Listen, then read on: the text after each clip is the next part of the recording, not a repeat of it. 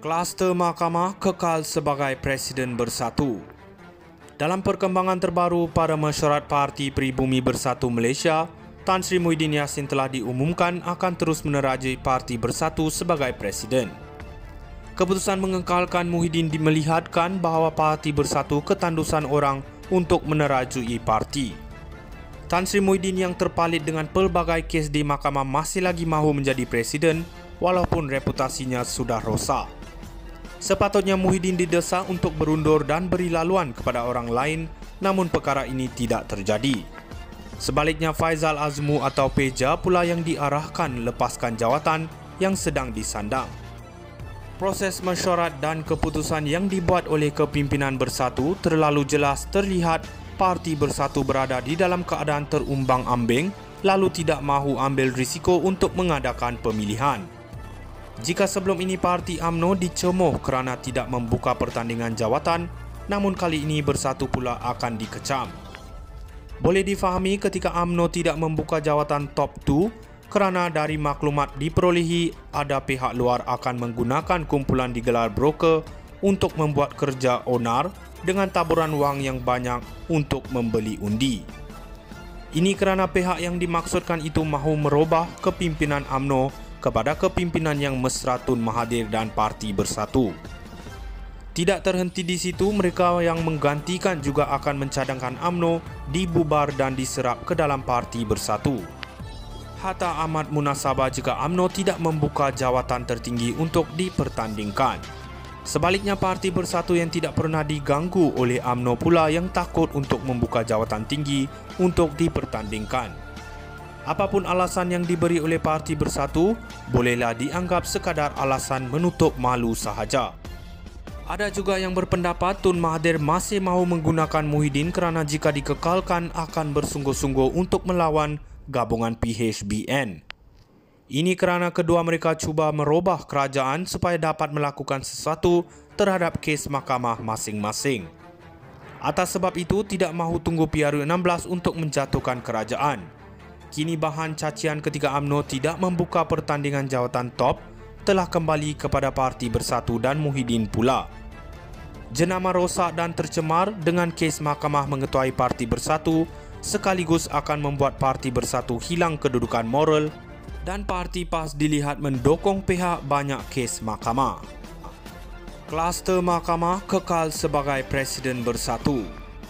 Dalam perkembangan terbaru pada mesyuarat Parti Pribumi Bersatu Malaysia, Tan Sri Muhyiddin Yassin telah diumumkan akan terus menerajui Parti Bersatu sebagai Presiden.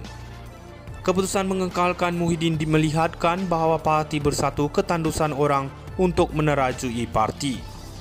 Tan Sri Muhyiddin yang terpalit dengan pelbagai kes di mahkamah masih lagi mahu menjadi Presiden walaupun reputasinya sudah rosak. Sepatutnya Muhyiddin didesak untuk berundur dan beri laluan kepada orang lain, namun perkara ini tidak terjadi. Sebaliknya Faizal Azmu atau Peja pula yang diarahkan lepaskan jawatan yang sedang disandang. Proses mesyuarat dan keputusan yang dibuat oleh kepimpinan Bersatu terlalu jelas terlihat Parti Bersatu berada di dalam keadaan terumbang-ambing lalu tidak mahu ambil risiko untuk mengadakan pemilihan. Jika sebelum ini Parti UMNO dicemuh kerana tidak membuka pertandingan jawatan, namun kali ini Bersatu pula akan dikecam. Boleh difahami ketika UMNO tidak membuka jawatan top 2 kerana dari maklumat diperolehi ada pihak luar akan menggunakan kumpulan digelar broker untuk membuat kerja onar dengan taburan wang yang banyak untuk membeli undi. Ini kerana pihak yang dimaksudkan itu mahu merubah kepimpinan UMNO kepada kepimpinan yang mesra Tun Mahathir dan Parti Bersatu. Tidak terhenti di situ, mereka yang menggantikan juga akan mencadangkan UMNO dibubar dan diserap ke dalam Parti Bersatu. Hatta amat munasabah jika UMNO tidak membuka jawatan tertinggi untuk dipertandingkan.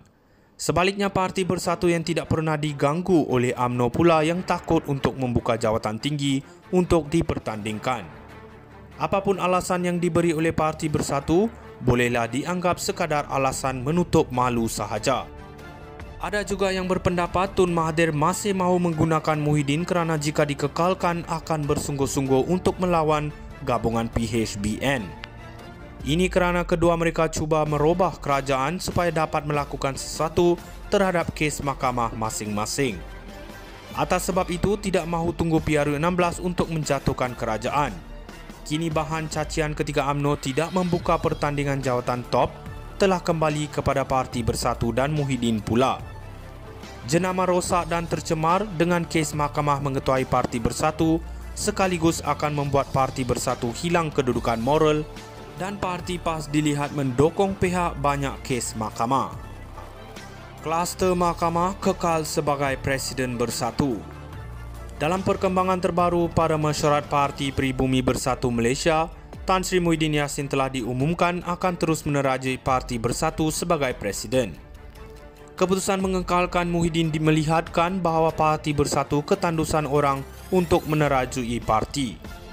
Tan Sri Muhyiddin yang terpalit dengan pelbagai kes di mahkamah masih lagi mahu menjadi Presiden walaupun reputasinya sudah rosak. Sepatutnya Muhyiddin didesak untuk berundur dan beri laluan kepada orang lain, namun perkara ini tidak terjadi. Sebaliknya, Faizal Azmu atau Peja pula yang diarahkan lepaskan jawatan yang sedang disandang.